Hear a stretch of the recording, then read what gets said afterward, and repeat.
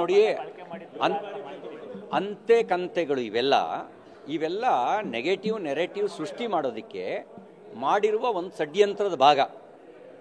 Negative narrative ಸೃಷ್ಟಿ ಮಾಡೋದಕ್ಕೆ ಮಾಡಿರುವ ಒಂದು ಷಡ್ಯಂತ್ರದ ಭಾಗ. ಈ ಥರದ ಷಡ್ಯಂತ್ರವನ್ನು ದುರುದ್ದೇಶಪೂರ್ವಕವಾಗಿ ಮಾಡ್ತಾ ಇದ್ದಾರೆ. FSL ಆಗಿಲ್ಲ, ತನಿಖೆನೇ ಆಗಿಲ್ಲ, ಸುದ್ದಿ ಪ್ಲಾಂಟ್ ಆಗುತ್ತೆ ಅಂದರೆ ಇದ್ರ ಹಿಂದ್ಗಡೆ ದುರುದ್ದೇಶ ಇದೆ.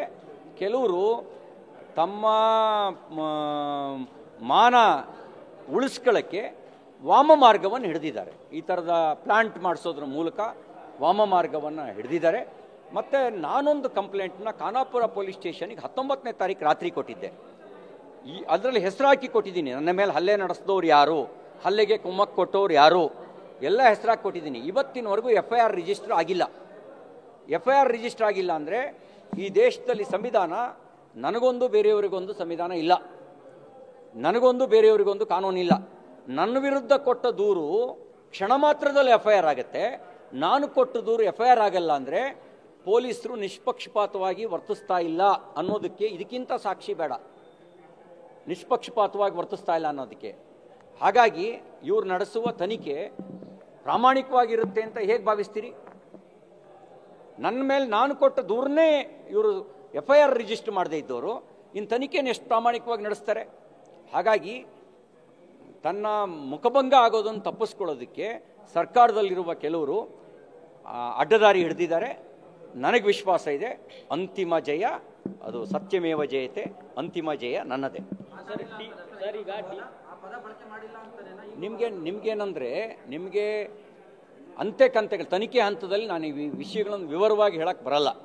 ತನಿಖೆ ಹಂತದಲ್ಲಿ ಈ ತನಿಖೆ ಹಂತದಲ್ಲಿ ಏನಿದೆ ಅದನ್ನು ನಾನು ಏನು ಹೇಳಬೇಕು ಅದನ್ನು ಸಭಾಪತಿಗಳಿಗೆ ಹೇಳಿದ್ದೀನಿ.